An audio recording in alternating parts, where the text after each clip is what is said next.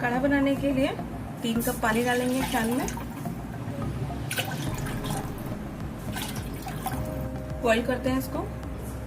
और मैं इसमें दालचीनी, लौंग, काली मिर्च, अदरक, तुलसी के पत्ते इसको कूट लेंगे।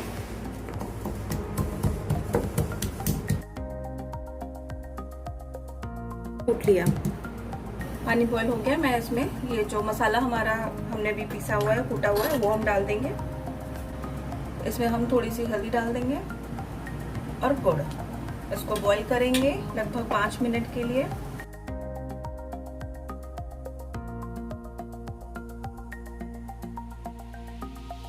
इसे बॉईल हो चुका है।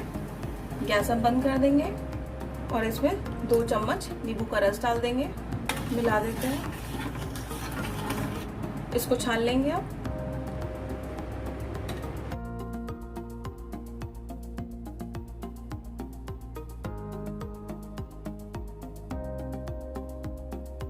और इसको अब हम गर्मा गर्म सर्व कर लेंगे।